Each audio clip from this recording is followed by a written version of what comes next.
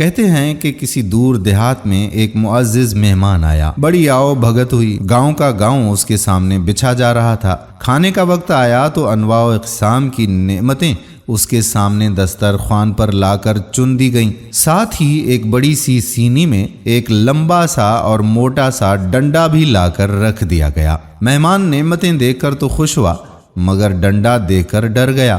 سہمے ہوئے لہجے میں پوچھا کہ آپ لوگ یہ ڈنڈا کس کے لیے لائے ہیں؟ میزبانوں نے کہا کہ بس یہ ہماری روایت ہے، بزرگوں کے زمانے سے چلی آ رہی ہے۔ مہمان آتا ہے تو اس کے سامنے کھانے کے ساتھ ساتھ ایک ڈنڈا بھی رکھ دیتے ہیں۔ مہمان کی تسلی نہ ہوئی، اسے خوف ہوا کہ کہیں یہ تمام کھانے کے بعد ڈنڈے سے ضیافت نہ کی جائے۔ اس نے پھر تفتیش کی، پوچھا کہ بتائیں پھر بھی اس کا کچھ نہ کچھ مقصد تو ضرور ہوگا، کچھ تو استعمال ہوگا، آخر صرف مہمان کے آگے ہی ڈنڈا کیوں رکھا جاتا ہے؟ میزبانوں میں سے ایک نے کہا کہ اے معزز مہمان، ہمیں نہ مقصد معلوم ہے اور نہ استعمال، بس یہ بزرگوں سے چلی آنے والی ایک رسم ہے، آپ بے خطر کھانا کھائیے۔ مہمان نے دل میں سوچا کہ بے خطر کیسے کھاؤں گا، خطرہ تو سامنے ہی رکھا ہوا ہے۔ پھر اس نے اعلان کر دیا کہ جب تک آپ لوگ یہ نہیں بتائیں گے کہ آپ کے یہاں بزرگوں کے زمانے سے مہمان کے دسترخوان پر ڈنڈا کیوں رکھا جاتا ہے، تو کیڑے کو پتھر میں رزق پہنچانے والے کی قسم،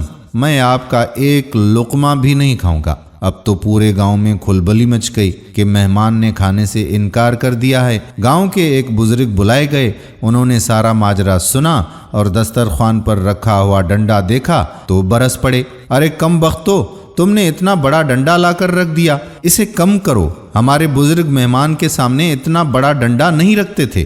ڈنڈا فلفور آری سے کاٹ کر 2-3 فٹ کم کر دیا گیا، مگر مہمان پھر بھی مطمئن نہ ہوا، اسے اپنے سوال کا جواب درکار تھا۔ اب ایک نسبتاً زیادہ بزرگ بلائے گئے، انہوں نے بھی سارا ماجرا سنا، انہوں نے بھی ڈنڈا ناپ کر دیکھا اور انہوں نے بھی اعتراض کیا، کہنے لگا کہ ڈنڈا اب بھی بڑا ہے، ہمارے بزرگ تو مہمان کے آگے ایک چھوٹی سی پتلی سی ڈنڈی رکھا کرتے تھے۔ مذکورہ بزرگ کے کہنے پر باقی ماندہ ڈنڈا کاٹ کر اور چھیل کر ایک چھوٹی سی ڈنڈی بنا دیا گیا، گو کہ اب ڈنڈے کا سائز اور جسامت خطرے سے باہر ہو گئی تھی، مگر مہمان کا تجسس برقرار رہا۔ اب تک آنے والے بزرگوں نے صرف سائز اور خطرات ہی کم کیے تھے، اس کا استعمال اور اس کا مقصد کوئی نہ بتا سکا۔ مہمان اب بھی کھانا زہر مار کرنے پر تیار نہ ہوا۔ اب ڈھونڈ ڈھانڈ کر گاؤں کا ایک ایسا بزرگ ڈنڈا ڈولی کر کے لایا گیا جس کے سر کے بال ہی نہیں،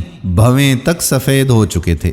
محتاط سے محتاط انداز کے مطابق بھی بزرگ کی کوئی عمر 99 سال سے کم نہ ہوگی، سجائی بھی کم دیتا تھا۔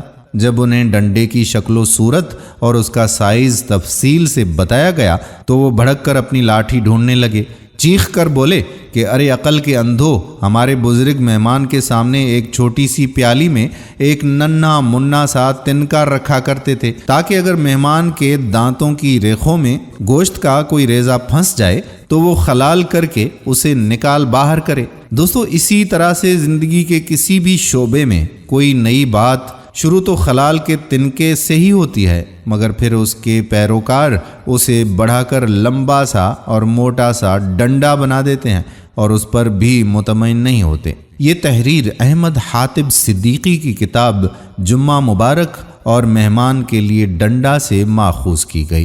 ہم امید کرتے ہیں کہ ہماری آج کی ویڈیو بھی آپ کو پسند ضرور آئی ہوگی اور اپنے دوستوں احباب کے ساتھ اسے شیئر بھی ضرور کریں گے۔ آنے والی ویڈیو تک اپنے میزبان قادر بخش کلہوڑو کو اجازت دیجیے۔